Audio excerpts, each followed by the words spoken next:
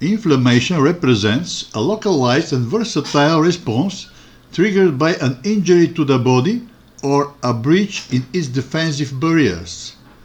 It demonstrates by a dramatic increase of blood flow to the injury site, causing redness and warming, and also movement of cells and fluids to the intercellular space, causing local swelling and pain.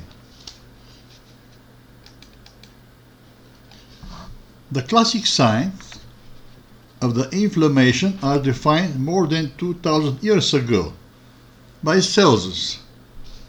Heat or color in Latin, redness, rubor in Latin, swelling, tumor in Latin, and pain, dolor. Later, Virchow added a complex characteristic, loss of function or functio lesa in Latin. The inflammation is a response of the vascularized tissue. Thus, the response will depend on the endothelial junction state, thus on the vascular permeability, allowing the passage of fluids from the intravascular to the extravascular space. Other players in the game are the cells of the connective tissue, macrophages, fibroblasts, and mast cells. They are scattered in the matrix and play defined roles in the inflammatory responses. Thus, fibroblasts produce the proteins of the extracellular matrix and many of the fibers, especially the collagen fibers. Macrophages engulf cell debris, while mast cells release inflammatory mediators. The inflammatory response presents either as an acute inflammation with a duration of about 10 days and no more than 2 weeks, or chronic inflammation, usually more than 6 weeks. The subacute or subchronic inflammation duration is between 2 and 6 weeks. Let's now consider the characteristics of the acute inflammation. The etiology first. Which are the causes? Exogenous causes include biological agents, bacteria, viruses, and others. Chemical agents, acids, toxins, etc.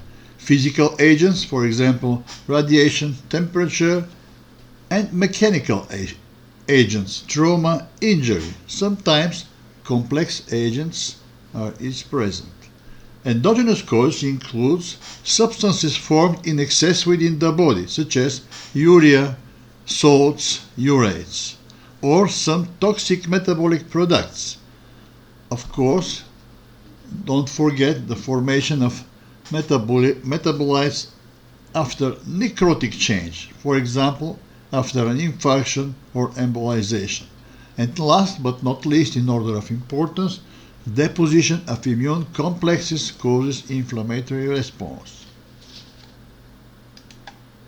Let's first define some basic terms. Exudation. Exudation represents the escape of fluid, proteins, and blood cells from the vascular system into the interstitial space or body cavities. The exudates represents an inflammatory extravascular fluid. It is characterized by presence of high protein concentration and much cellular debris. The specific gravity exceeds 1020 grams per liter. Transudation and transudate. The transudate is a fluid with low protein content and the specific gravity lower than 1012. It is essentially an ultrafiltrate of blood plasma resulting from hydrostatic imbalance across the vascular endothelium and not from an inflammatory drive. Edema. Edema, this is the excess of fluid in the interstitial space or serous cavities. It may be either exudate or transudate. The inflammatory edema represents exudate. Pus. This is a type of inflammatory exudate, especially rich in leukocytes and parenchymal cells debris. How are the names of the inflammations formed?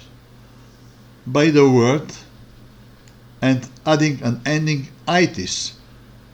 The base of the word is obtained from the genitivus in Latin. For example, liver in Latin, hepar, hepatis, hepatitis. Other inflammatory responses are formed simply by the base, tonsilla, tonsillitis. Some exceptions still exist, some classical traditional terms. For example, inflammatory process in the lung is known as pneumonia.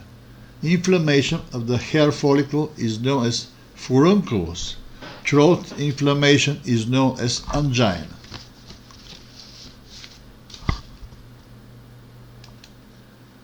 The inflammatory response is characterized by three phases.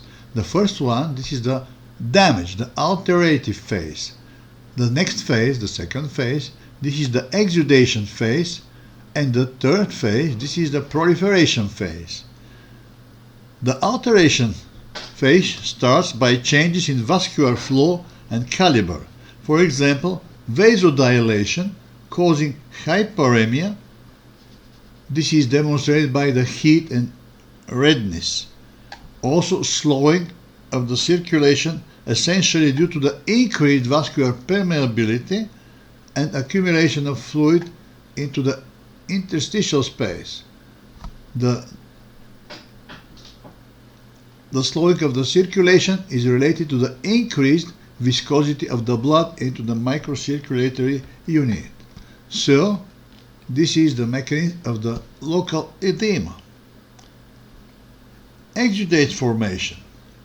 Which is the driving force for the exudation? The hyperemia is characterized by increased hydrostatic pressure, intravascular hydrostatic pressure. So, the tissue fluid formation results from the increased intravascular hydrostatic pressure combined with the increased permeability of the vessel's walls. This slide illustrates the mechanism of the increased endothelial permeability. It is due to endothelial cell contraction, thus forming widened intercellular junction gaps, allowing the fluid to pass to the interstitial space.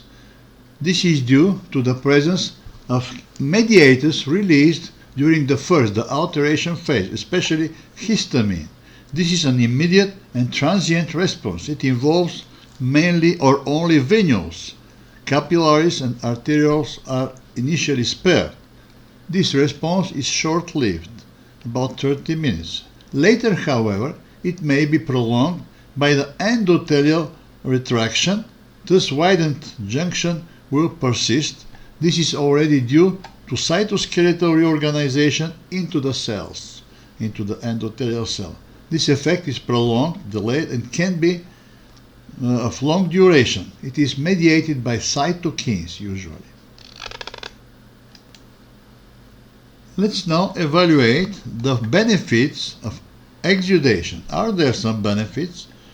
Yes, because of the accumulation of fluid, there is a dilution of toxins released by the factors causing the inflammatory response. Thus, the further damage is decreased. The accumulation of fluid will exert a pressure on the free nerve endings. In other words, to produce pain by the swelling. Thus, this will limit the use of the area or of the extremity and prevent the additional injury. Plasma protein accumulation. Proteins from plasma may play an important role. For example, antibodies are arriving here. They are playing a role against microorganisms causing the inflammatory response. Or some plasma proteins stimulate the phagocytosis of microorganisms and the elimination of cellular debris. This is the advantage the benefit of the exudation response. Now, let me present the descriptive classification of the inflammatory response. First, Seros inflammation. This is a response to a mild injury, for example, mildly burned skin. There is only slight contraction of endothelial cells, so it allows the escape of fluid to the interstitium. However, protein is retained. The protein concentration in the exudate is not too elevated. The next type of inflammatory response, this is the suppurative or the purulent inflammation. It is the response to a more severe injury, presenting with significant contraction of endothelial cells, so both fluid and cells are present in the exudate. Leukocytes, especially neutrophils, and also dead leukocytes and necrotic cell debris. This is characterized by the term pus.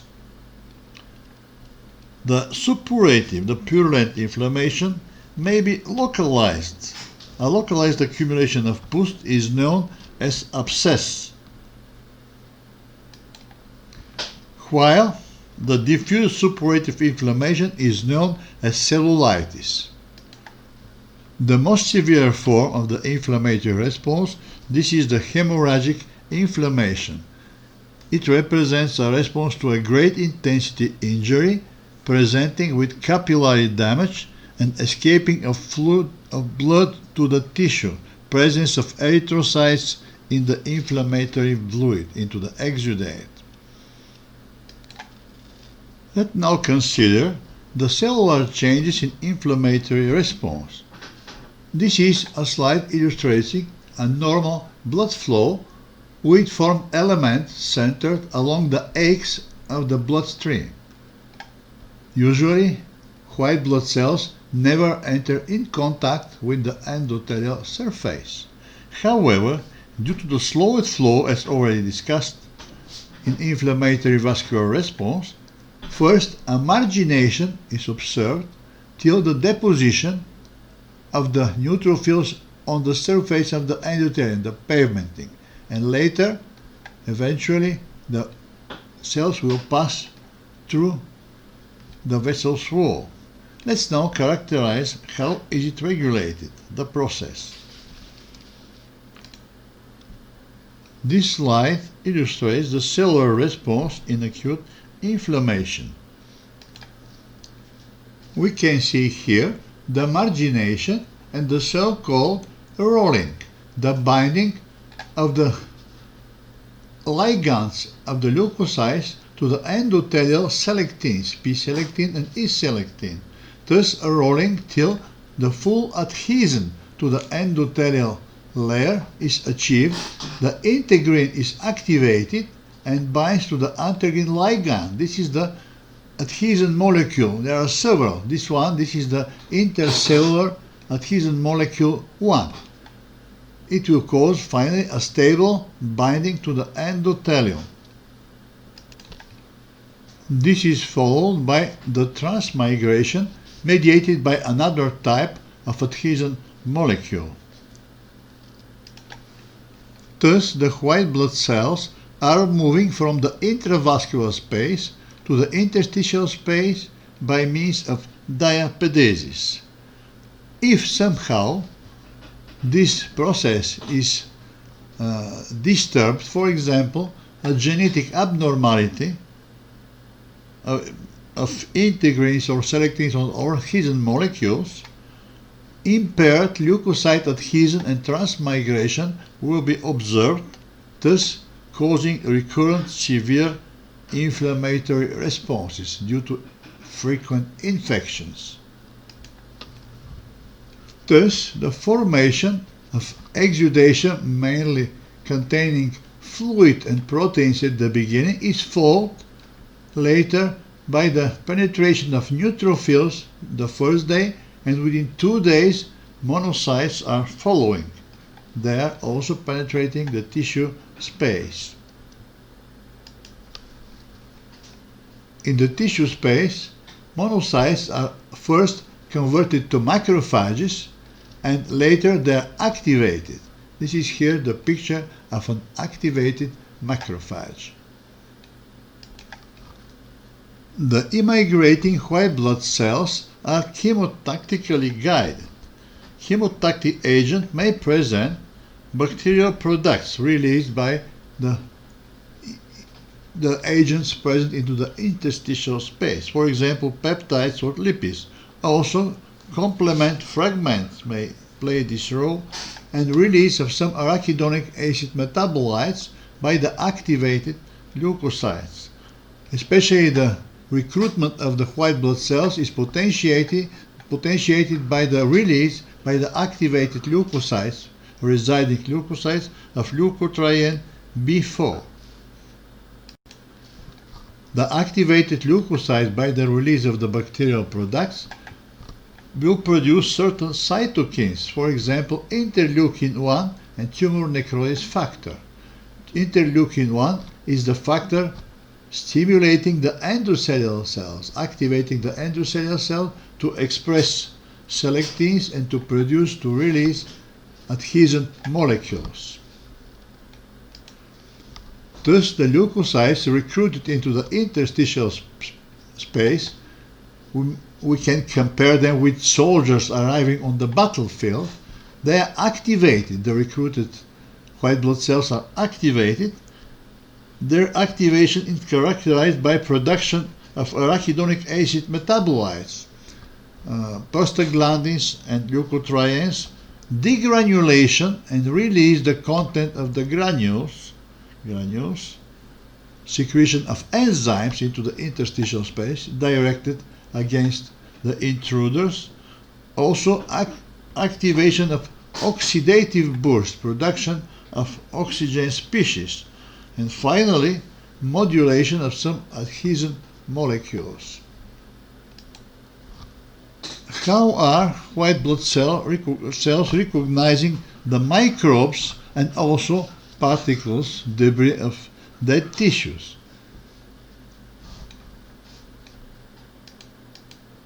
There are several classes of receptors. For example, receptors for microbial products, the so-called toll-like receptors.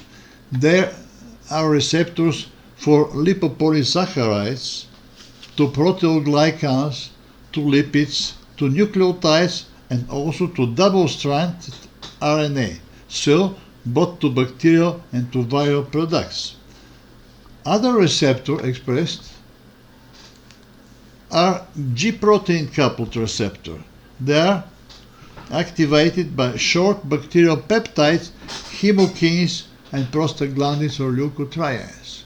These are the other receptors. Opsonin receptors. They are acting to IgG antibodies and to plasma lectin through amanosa receptors, and also cytokine receptors not presented here. All these receptors are allowing the white blood cells to recognize the microbes and the debris of the dead tissue. Thus, an inflammatory cell into the interstitial space may release preformed agents or to form new agents such as oxygen radicals already listed. The preformed agent will restrict the bacterial mitosis to destroy the bacterial wall, and oxygen radicals will exert toxic effect to destroy the bacteria into the interstitium. I will now characterize the phagocytosis, the phagocytic function of the white blood cells. It is mediated by opsonization. Opsonins are plasma substances that have particular affinity for the surface features of foreign particles and also display leukocyte binding sites.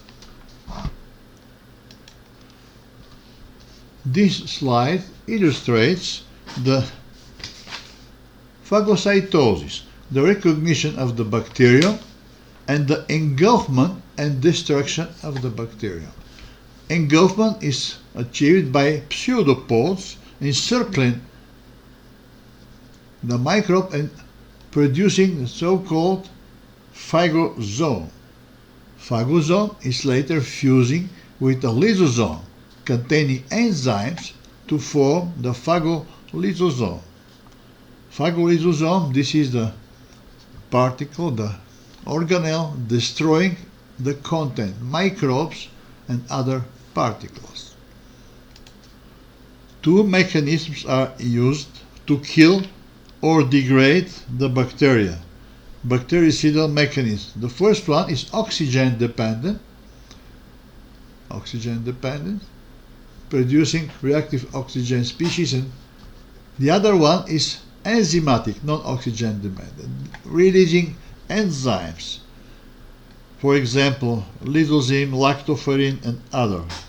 This enzyme will damage the bacterial cell walls to disrupt bacterial replication and to cause destruction. In summary, leukocytes during phagocytosis release lysosomal enzymes, oxygen-derived active metabolites, and arachidonic acid metabolites. Let me now comment some defects in leukocytic function. For example, leukocyte deficiency. This state is known as neutropenia, may cause deficient inflammatory response. Leukocyte adhesion deficiency may also exist because of defects of integrins or selectins. And finally, the phagocytic function may be affected due to a genetic change, phagolysosome defect. This is observed in a disease known as Chediak-Higashi syndrome. And in addition, defects in phagocytosis are observed during severe generalized metabolic disorders, for example, in diabetes mellitus. Let's now discuss the role of the chemical mediators of the inflammatory response. As already noted, mediators of inflammation are released during the first phase, the alteration phase, by the injury. The damage will produce the release of certain chemical substances at the injury site. They represent initiators or triggering factors producing the non-specific vascular and cellular responses. For example, such factors are the trauma or a cold, the antigen-antibody complex deposition, any factor causing exposure of basement membranes, or disruption of vascular integrity. Also some microbial product or injured cells product. All these factors are known to produce the release of mediators of inflammation. Let's now consider the mediators. There are two big groups: cell-deriving mediators and plasma-deriving mediators. Cell-derived mediators are produced by inflammatory cells, neutrophils and macrophages, but also by endothelial cells, mast cells and platelets. Let me note, especially some among them, the histamine. Histamine is produced by the mast cells, but also by platelets and basophils. It is responsible for the early vasodilation and the increased permeability. The serotonin released by the platelets is also related to the increased permeability of vessels. These mediators, histamine and serotonin, are preformed and they are preserved in secretory granules, accumulating and released rapidly after stimulation. So, the release of histamine and serotonin is an immediate response. As a late response, newly synthesized mediators are also produced and released. For example, the platelet activating factor, PAF. It causes platelets aggregation, vasodilation, and increased vascular permeability, also stimulates the leukocyte adhesion and exerts leukocytic chemotaxis. It is really important inflammatory mediators and about 100 times more potent or even more as compared with the histamine. Activated inflammatory cells produce arachidonic acid metabolites, especially prostaglandins and leukotrienes. Let's consider some ones. For example, the prostaglandin I2, the prostacyclin.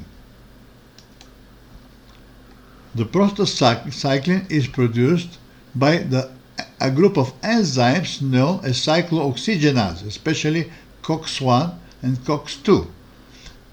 The prostaglandin I2, prostacyclin, causes vasodilation and increased permeability.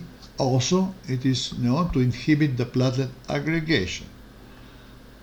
By contrast, the thromboxane A2, another prostaglandin released by the platelets, causes vasoconstrictions and promotes the platelet aggregation, the opposite effect.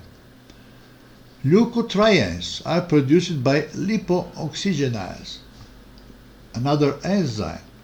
Leukotrienes are known to cause vasoconstriction and increased permeability together with powerful chemotactic effect, especially the leukotriene B4. Another important inflammatory mediator type newly synthesized are the cytokines. They are produced by macrophages and lymphocytes. The major cytokines are interleukin-1 and tumor necrosis factor. They cause endothelial activation, thus increasing leukocyte adhesion, stimulate the platelet activating factor synthesis and the synthesis of prostacyclin. Thus, they exert a stimulatory effect on the production of other cytokines and also growth factors.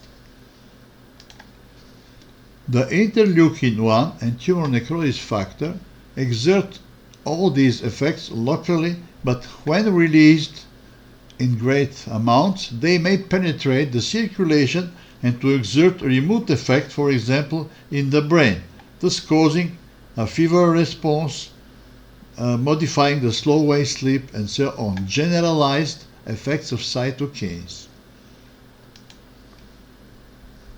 Another newly synthesized inflammatory mediator, this is the nitric oxide.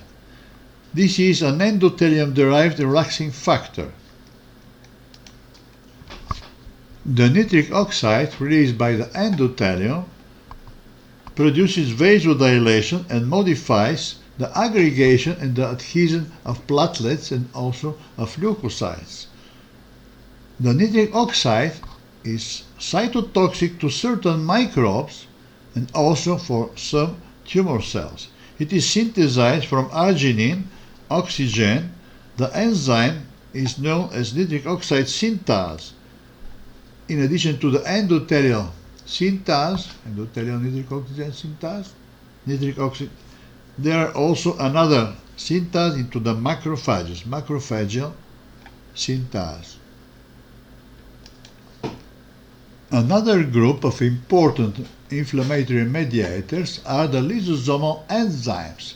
They represent preformed mediators stored in the lysosomes, and they are released rapidly after activation.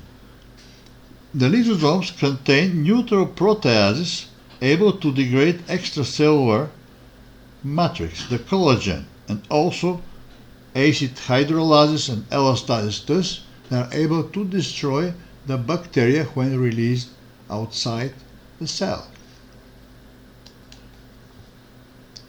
In summary, cell-deriving mediators are participating in the regulation of both vascular response and the cell response to acute in the acute inflammation response.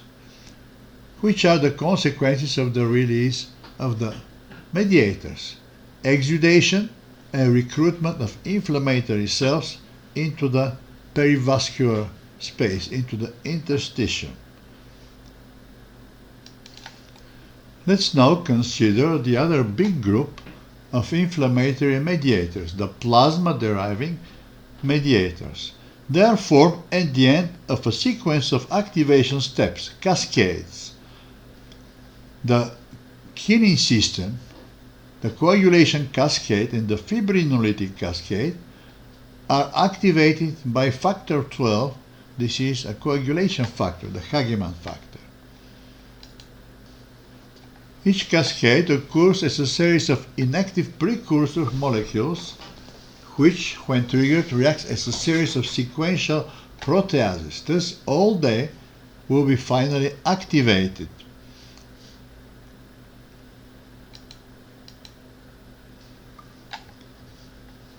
This slide summarizes the activation of the plasma-deriving inflammatory mediator system. For example, typically, inflammation-causing factors such as bacterial endotoxin, damage, exposure of basement membranes, release of active substances, and activation of the Hagemann factor. It will activate, as already shown, the coagulation cascade, the fibrinolytic cascade, and the kinin cascade. The complement system is activated later by the plasmin produced by the fibrinolytic cascade. The kinin cascades. Kinins are vasoactive peptides deriving from plasma proteins called kininogens or prekallikreins. The kinin and the coagulation systems are intimately connected. The active form of the factor 12 converts plasma prekallikrein, which cleaves a plasma glycoprotein precursor, high molecular weight kininogen, to produce bradykinin. High molecular weight kininogen to produce bradykinin. Bradykinin possesses powerful effects. It increases vascular permeability and causes contraction of smooth muscle, dilation of blood vessels, and pain, especially if injected into the skin. These effects are very similar to the effects of histamine. The action of bradykinin is short-lived because it is quickly inactivated by an enzyme, the kininase. Any remaining kinin is inactivated during passage of plasma through the lung by angiotensin-converting enzyme. Kallikrein itself is activating the factor 12, thus allowing the autocatalytic amplification of the initial stimulus. Kallikrein also possesses, the kallikrein, chemotactic activity.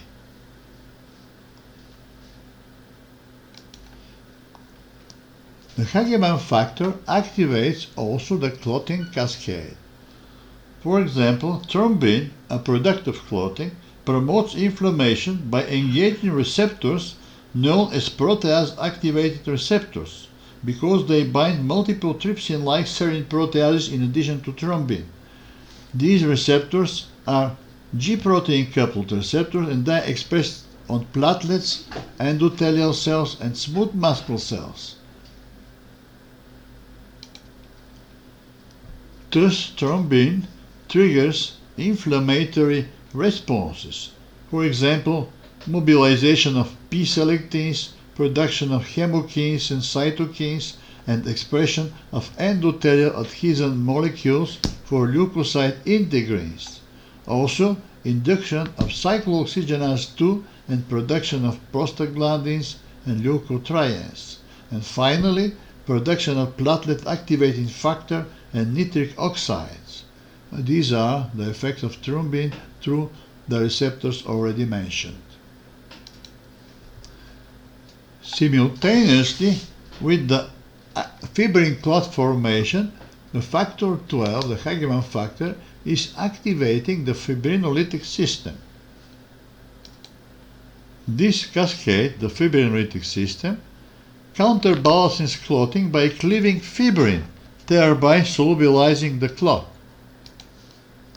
Kallikrein is acting as plasminogen activator to produce plasmin. The primary function of plasmin is to lyse the fibrin clots, thus to produce fibrin split products, but also it activates the complement cascade. Plasmin also is able to potentiate the effect of the Hagemann factor, thus to potentiate the activation of all other cascades. We will now consider the role of the complement system as an inflammatory mediator system. The complement system includes more than 20 proteins, some of which are numbered C1 through C9, 9 groups.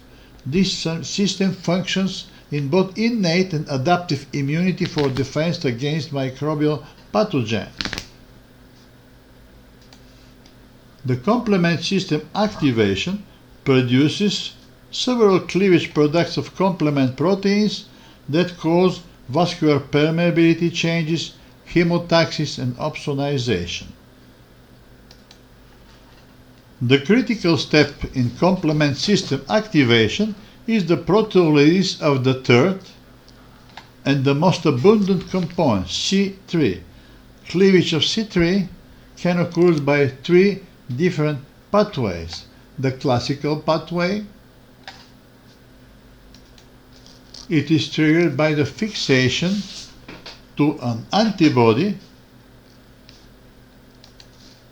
The alternative pathway, triggered by microbial surface molecules, for example, endotoxin on lipopolysaccharides, complex polysaccharides, venom, for example, cobra venom or other substances in the absence of antibody. And the third pathway, this is the lectin pathway, in which plasma mannose binding lectin binds to carbohydrates on microbes and directly activates C1 and later C3. Regardless of the pathway activated, finally the C3 will split into 2 functionally distinct fragments, C3a and C3b. C3a is released while C3b remains attached to the cell or molecule where complement is being activated. Another function of the C3b subfragment is to provoke the splitting of C5 into C5a and to C5b. The C5a and C3a are stimulating the histamine release from mast cells and thereby increase vascular permeability and cause vasodilation. They are powerful inflammatory mediators. They are also called anaphylatoxins because they have effects similar to those of mast cells mediators that are involved into the reaction called anaphylaxis. We will discuss this reaction later. C5a, in addition, is a powerful chemotactic agent responsible for the recruitment and activation of leukocytes, especially for neutrophils, monocytes, eosinophils, and basophils. The C3b product, when fixed to a microbial wall, plays an important role as an opsonin. Thus, this fragment will promote phagocytosis by neutrophils and macrophages, which bear cell surface receptors for the complement fragments. Thus, these fragments of the complement system are really extremely important for the phagocytosis of microbes. Finally, a complex C5b29 is formed, known as membrane attack complex. The deposition of this complex on cells make these cells permeable to water and ions and result in death, lysis of the cells. Now, few words about both the local but also about the system effects of the phenomena discussed till. Good. The acute inflammatory response, the response generated by the release of inflammatory mediators, especially interleukin-1 and tumor necrosis factors, will cause local effect as already discussed in details. However, also, less or more generalized reactions may be produced. They are known as acute phase reactions. For example, fever response with increased sleepiness, suppression of the appetite, and especially release of acute phase proteins, together with increased counts of leukocytes, especially neutrophilia.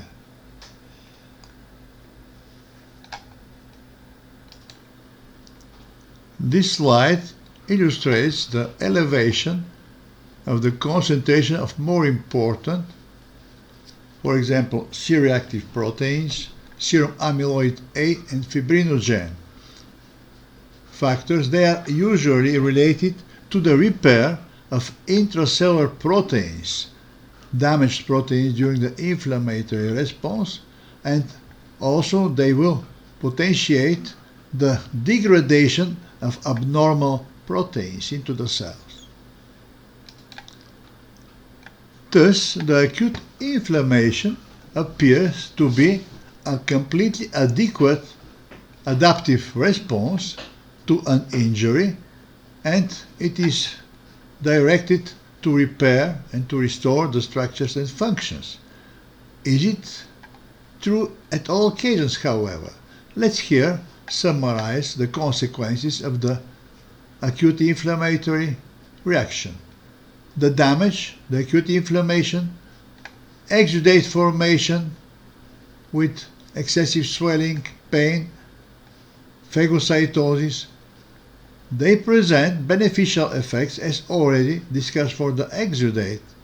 However, both exudate formation and phagocytosis may exert some undesired effects. For example, phagocytosis and release of reactive oxygen species and enzyme by the activated leukocytes may cause further tissue damage because these mediators are not specific. They will kill the local intruders, bacteria, into the interstitial space. However, they will also damage the own cells.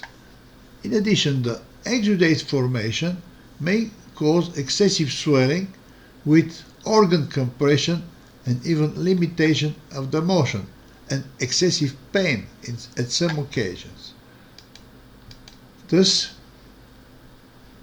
we have to evaluate the advantages and disadvantages of the inflammatory reaction. In addition, the acute inflammation response may result in the adequate response to clear the antigen and to heal a full resolution. However, if the causative agent, the antigen, persists or repeat exposures are present, it may be directed to another path to progress to chronic inflammatory response.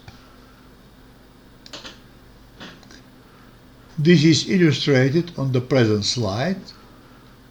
The injury, for example, necrosis, infection, toxins, or trauma, are causing the acute inflammatory response with the vascular changes, cell changes, directed and regulated by the mediators release during the alteration phase.